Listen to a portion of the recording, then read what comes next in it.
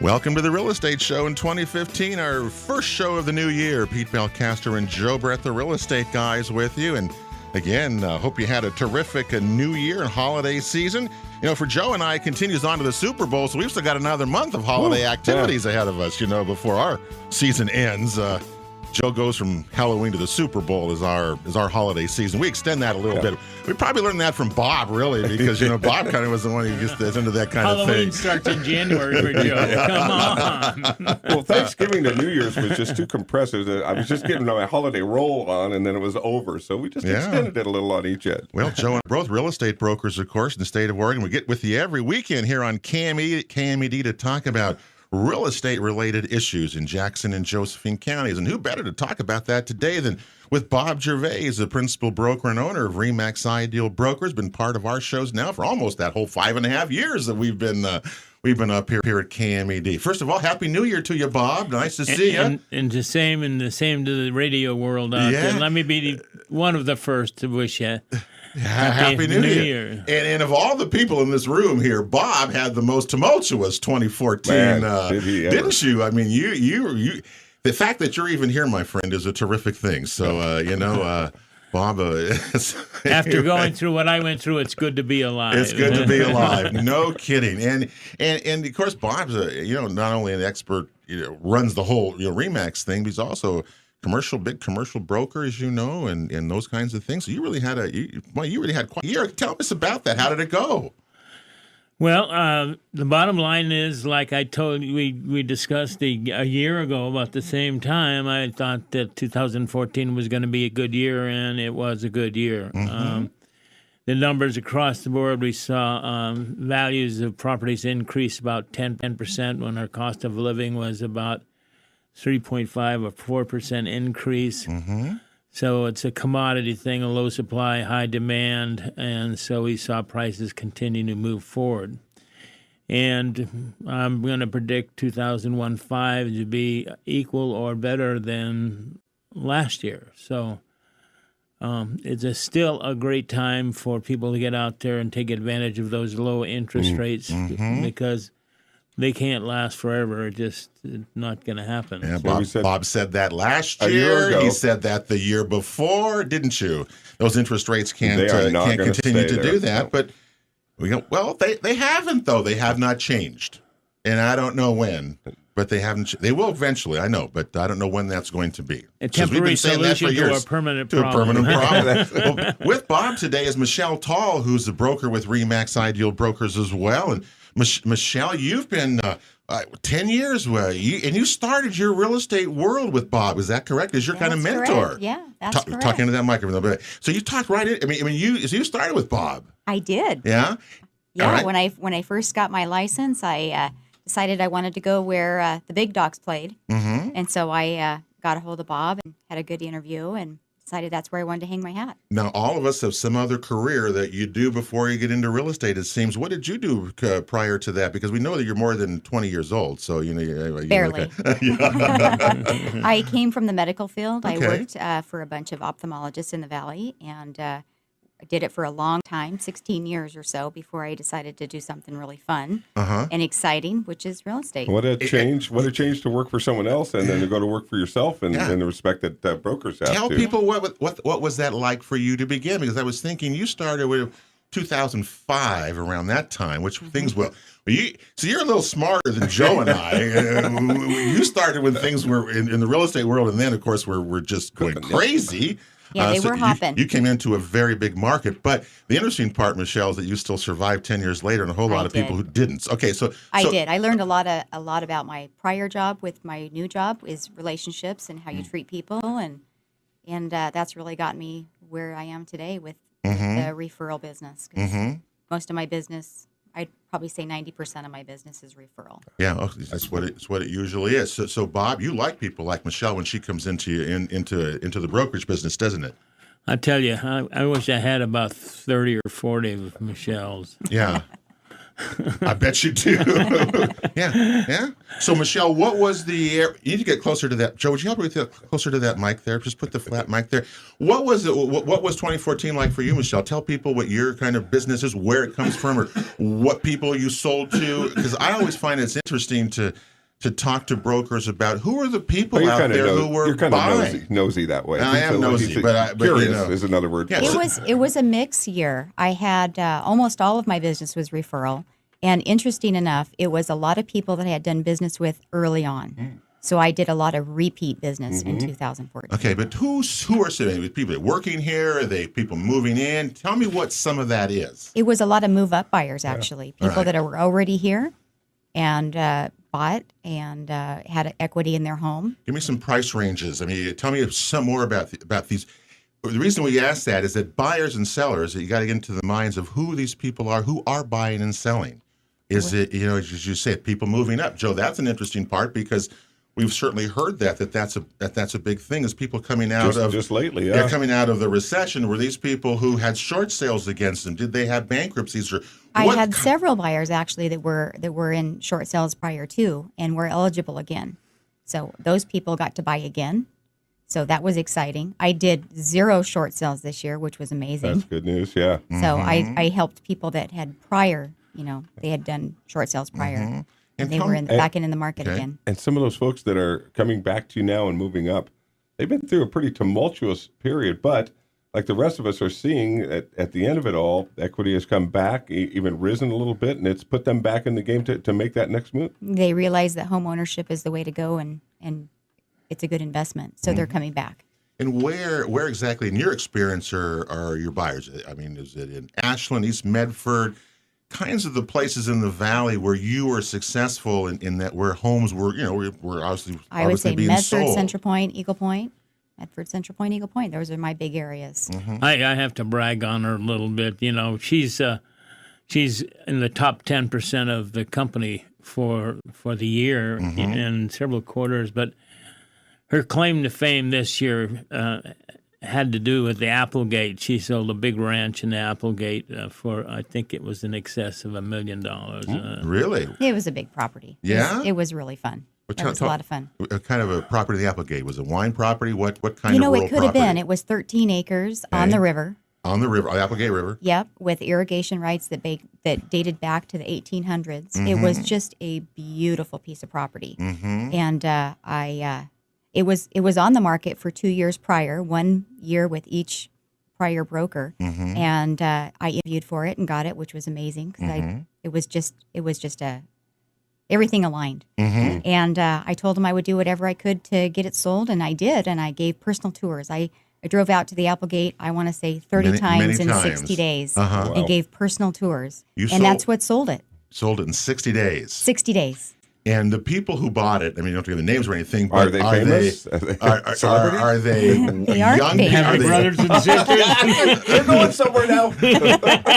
so you would ask that question. Now I ask Celebrity gossip. Are Variety show. they older people, younger people with kids? Do they move here from there to do something with this property? The reason we ask that question, the Jackson Soil and Water Conservation District, and so much of our sales and times have been rural properties, and with the GMO ban of agriculture here, we think, and we've been saying this now since before the vote, that rural properties and their values are going to increase certainly in Jackson and Josephine counties as a result of it. Is that kind of an accurate way? Well, these people are from California. Okay. They're in the computer industry, and they want to come up here and do nothing, and they want to just relax and sit in this beautiful country that we have and just enjoy the land for what it is. They're not going to work it. And there's something to be said for open space, because we were just down in Southern California where there is no open space. And so having rural properties with open space, those kinds of things are fine.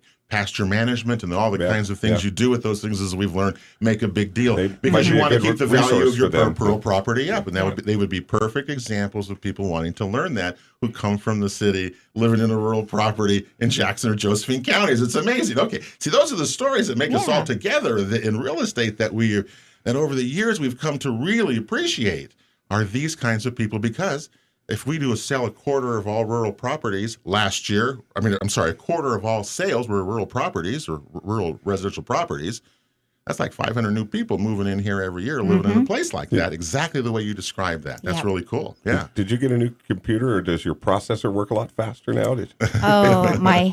My mind has to work a lot faster now. Yeah. You have new computer friends. They might be able to help with that. Yeah, there you go. We have had in both the offices a fairly high demand for rural properties right now. It's very, very off and on. One minute you're buying on the river, next minute you won't get anything on the river or sometime. Right now we're starting to see some movement in the rural properties and on the river. 4 days in the lines in Southern California, and I get exactly what you mean about why people like to move up here, and it's exactly why I'll never move away. It's just a quality of life issue that's a whole lot different up here, and every time I'm away from it, I really appreciate it when I come home. Well, it's good to hear that rural properties, I think, are doing that, Bob, and I think we're going to hear more of that. That may be the big story of 2015. Is going to be in the rural movement, I think, in rural properties. That's why the watershed councils and the kinds of things that we're doing, the WISE projects, the irrigation projects, because we can handle much more agriculture here as it changes and evolves. I think it's an exciting time for that. One of the fun things you do around Christmas time is you meet your relatives, and of course, I relocated from Southern California 25 years ago. But my niece lives in San Diego. And they sell rock, all kinds of rock, and they got a lot of it there. Sell a lot of rock because they can't get any water for their lawns, right? And the same thing in Arizona too. I mean, there's just no water to be had. No washing down your driveway. No. One shower a week, whether you need it or not, that kind of thing. Well, just in driving through Kern County, which is the biggest agriculture county in the world, the amount of water to feed the orchards that have grown up along Interstate 5 down there is enormous. That's where the water goes in California, is in there. The problem is groundwater takeout. Look how Oregon, we always complain about Oregon's rules, about wells and groundwater and this and that, and yet sometimes in the same way with land use laws, as strange as that may sound now, whenever you come back from there, you say Oregon really has done a remarkable job, for the most part, in terms of not letting what happened there here. And we saw signs for 300 miles along the highway. They're having water wars down there and propositions. And there's lots of and there's a stuff. lot of battling going on for those water rights. Hey, we're with Bob Gervais, the principal broker and owner of RE/MAX Ideal Brokerage, and Michelle Tall, the broker with RE/MAX, here on our first show of 2015 on the Real Estate Show, January 3rd and 4th here on KMED. It's always interesting when you talk with so you both are saying interest rates have really been the driving force of keeping this market into the double digits, increases everything then. Well, first of all, we had little or no new building going on for some time. And it's a supply and demand thing. It's a commodity. A high supply and a low demand means the prices are going to be down, and vice versa. We have a high demand and a low supply, prices are going to move forward, and that's part of what you saw this year. And I anticipate that that's going to continue to grow. I do anticipate us having an additional 10% increase in values of property over the next year. And so we've seen improvement every year over the last 5 years. I think it's 5 now. The worst was the 2008 for us, and now, right. And 9, 10, 11, 12, 13, 14, 15, those years started off slow, and they're picking up consistently. Mm-hmm. We're still a far cry from where we were in the glory years, but it's still a great time to buy a house. If you're buying it to live there, like it should be, purchase instead of an investment opportunity, buy and flip it in 30 days and make $1 million is still one of the best advantages for the working public to be able to create wealth through their investment in their own homes. So you're absolutely right. No question, right? I don't know where we go in terms of what we look forward to. I'm concerned that double-digit increases in values, Bob, are not good for our valley. And we're in that double-digit the second year in a row now, right? And this in 2015 is going to do it again. The same thing happened prior to the big crash, and here we're going double digits again. That's scary to me. And the same way we're building, all of a sudden now we're building into new construction. Geez, you see with the new stats will be out for 3 months of the last year, and look what those things have done. They've gone from 0 now into the 60s. Yeah, but we've also seen changes in commerce here locally. For example, Cave Junction and the big drone manufacturing plant that's going to be put in there. I mean, we are actually going to have, what's that burger place that everybody likes? In-N-Out Burger. We're going to get our own In-N-Out Burger, Years ago, we got a Costco coming here. We're really coming on. See, I'm the pessimist of this group. I can tell that because all that does is just bring more franchises in. And does that do well? Does that make us better? We saw In-N-Out Burgers, but the lines were too long to stop for me. I don't do well with lines. Well, anyway, we do know one thing. The market is doing well, and that is I guess that's the bottom line on the whole thing, is that despite issues and around, things are going well. We'll be right back after this. The Real Estate Show rolls on KMED this first weekend of 2015, July 3rd and 4th. Pete Belcaster and Joe Brett, the Real Estate guys, with you. And again, Happy New Year to you all. We hope 2015 will be a terrific year. Oh, it's 2014. Hope it's going to be it's already a wetter year, right? A little bit. Well, 2015. Sprinkling of snow in those hills around us. Yeah. We should have a little more up there by now, it seems like, but maybe we'll make up here in the mid to back end. Don't want to go through another year like we did last year. We're always talking about, droughts and water and streams and looking at those lakes to have any water in them. Hopefully that'll be Hopefully, and it's not guaranteed yet that next year will be better than that. So we'll hope for that. Anyway, today we're with kicking off our new year with Bob Gervais, the principal broker and owner of RE/MAX Ideal Broker, and Michelle Tall, a broker with RE/MAX for 10 plus years. And Michelle's telling us her 2014 was a pretty darn good real estate year. You said something earlier. I just want to come back to you and ask you about. You said that a lot of your clients were people who were moving up. And can you explain that more to our listeners about that? Because we talk about that different times of when is it appropriate to move up? Just keep my house now. Why should I move up? So tell me some of the things that you've experienced, that Michelle, about that part of people moving up locally, not necessarily coming in here to live, but people who are already here moving up. Well, it was people that have that bought back, several years ago. One particular buyer that I helped him buy the house. It was a foreclosure. He was a single guy at the time, and all of a sudden he finds himself with a wife and a young child, and the little house that he bought back years ago is just too small. And he's got equity. He got it at a good price because it was a foreclosure years ago. So we just put it on the market, got the best price we could get, and he took that equity and rolled it over into something that's larger. Mm-hmm. So that was a lot of my business was a lot of that. I helped some older people move down in from a 2-story to a single level. I a lot of repeat buyers that I had this year that sold and then rebought. So it's personal kind of story of the family situation. Family house is situations. Too small, and and the other key word you used there was they have equity in the home, and that makes the difference. Yeah. And and what an advantage then to move up because you have that. If you're a renter trying to do that, that would be a little more difficult. You got to start down a little bit lower, right, and build some equity before you can do that. Correct? Right. That's what makes Michelle such a great agent, because she didn't say, "I made all this money." What she says is, "I helped this person, I helped that individual."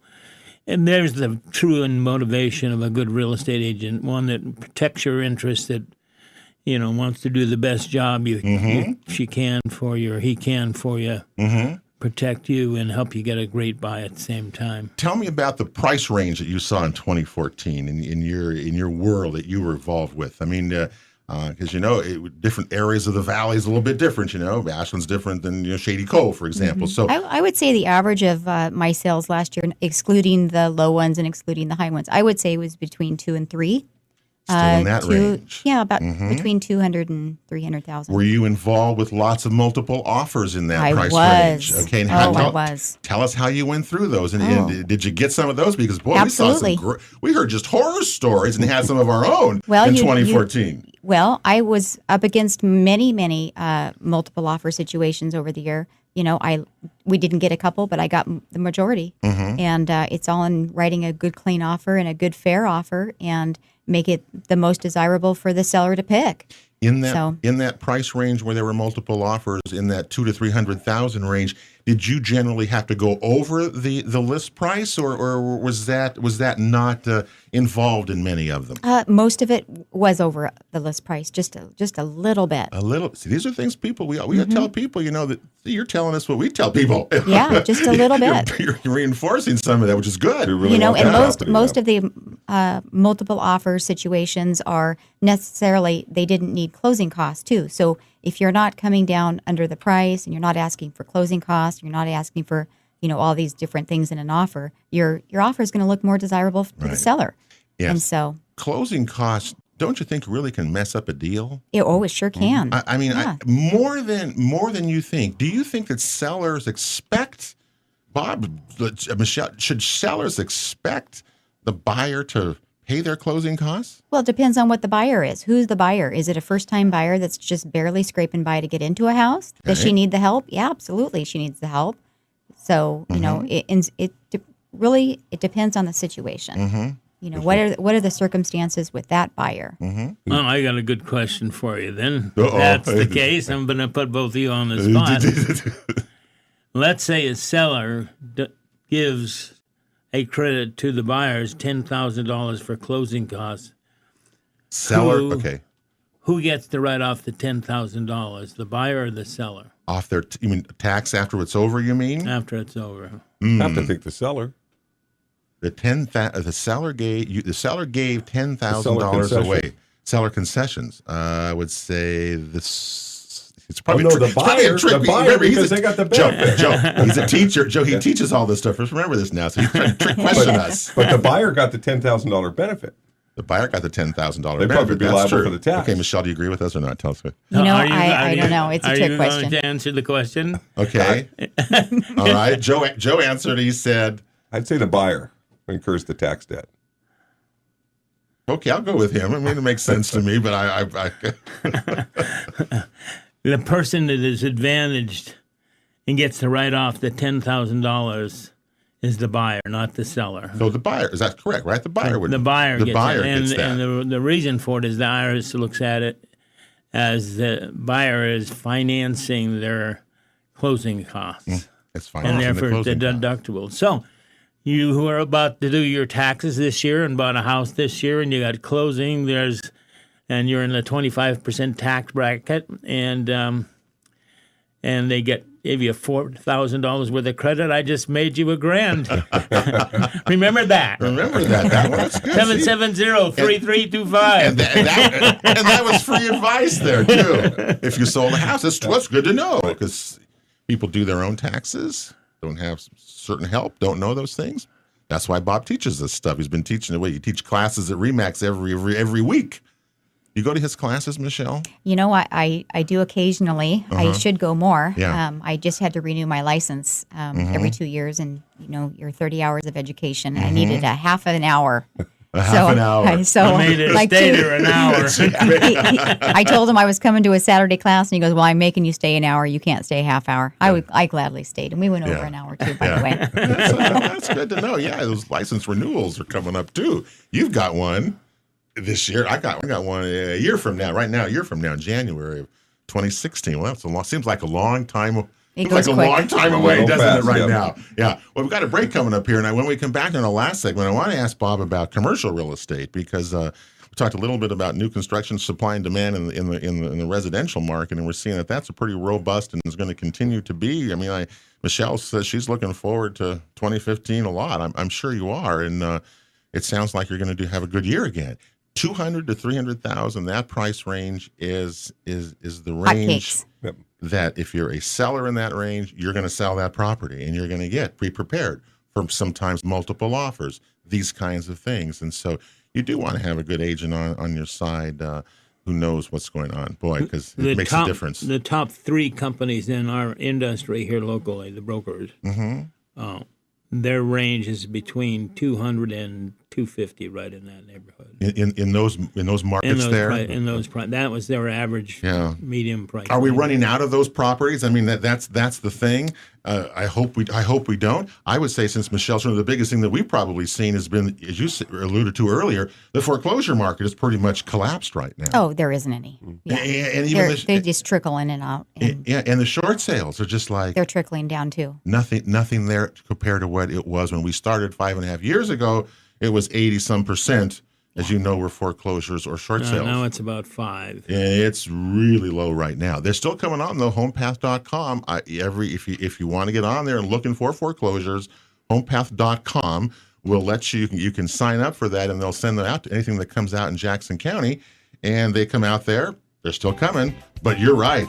They really are trickling in. We used to see 10, 11 at a time. Now they're one a week. But that's a good thing because it shows that the market is much better and people are not underwater like they used to be. So we go into our 8th year and we're almost going to have a normal real estate market for the first time in our lives to work in, relatively speaking.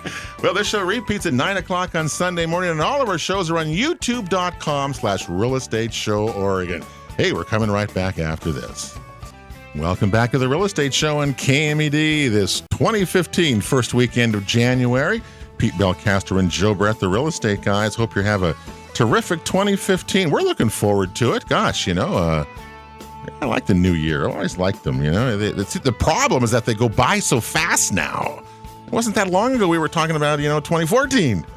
Now it's history. That means you got to get a lot done in a little bit of time. You're getting older. Yeah, and the clock is ticking. It's true. It goes by faster as you get older. I don't know why that is. Anyway, welcome to our show today. We're talking about what's going to happen, reviewing a little bit of 2014, looking ahead to 2015 with Bob Gervais, the principal broker and owner of RE/MAX Ideal Brokers, and our sponsor here on the Real Estate Show, all-around good guy, and with Michelle Tall, a broker with RE/MAX as well, joining us here today. I'm looking forward to it. I think 2015 is going to be a good year. The only thing that I worry about is that the valuations go up so fast again, and that really puts crimps on things. And I hope that doesn't happen. But we are seeing good new construction going on. We're seeing all the things that all of our guests, Joe, over the years have told us makes for a healthy market, which is what Bob says. You got to have a healthy market. It can't just be dominated by one part of it, right? I mean, it makes sense. And, a 10% increase, our standard growth appreciation in real estate over the years was between 5 and 10%. Okay. Consistently. I mean, one of the ways you can determine current value, is to go back and see what they paid for it and then plug in 5% appreciation and how long your holding period is, and that should pretty much, assuming they paid market value for the property, pretty much should be hit the nail right on the head, unless they did a lot of upgrading or something of that nature to a property. So it's not out of the question. This is not like the growth that we saw back then when we saw a house that was worth $65,000 or $70,000, selling for $225,000 off of East Jackson over here. Nothing against people over in East Jackson, but it's an area that is a little less fortunate than other part of the areas financially. So, and that was an unsustainable market, way unsustainable. So you saw people buying stuff and then putting carpet and paint on it and raising the price by 25 or 30%. And it was easy credit. And it's certainly not that way today. You certainly can't get credit the way you did, right? I mean, Michelle, is that true? I mean, it's absolutely true. Yeah.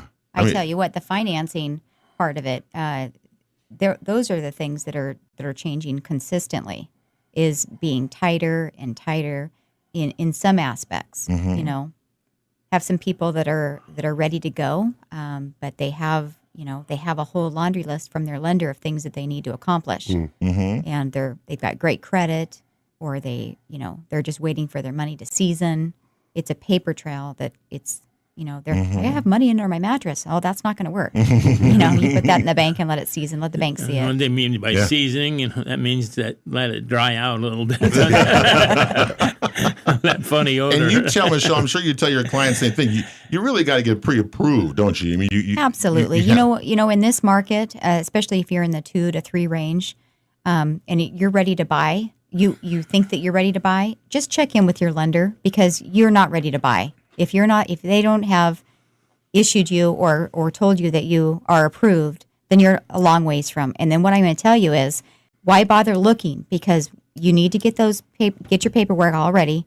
And then when you find something that you are ready to go, because it's going to be hard for you to catch up if there's multiple offers on a house and you're still trying to gather up your paperwork for your lender. You don't have your loan ready. Oh, right. Yeah, that's the worst. So you've lost a house thing. and you've lost some time and energy. And I tell clients when I say pre-approved, you need to. I say we got to be ready to go, because if we're not, we're going to lose it, and then you're going to be mad at me because I didn't make.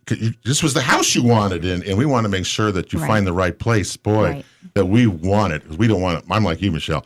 When my clients are ready this is the one they want, we're going to go get it, and we got to be ready to go, because boy, if you lose it, I hate that, and we don't want to have that happen, right? And the change has been so quick with properties that, it may take you a week or 10 days or so to get all your paperwork ready. Well, those houses are all gone already. Gone, yeah. So as soon as they come on the market, get ready and go. Yeah, you have to be ready to go for sure.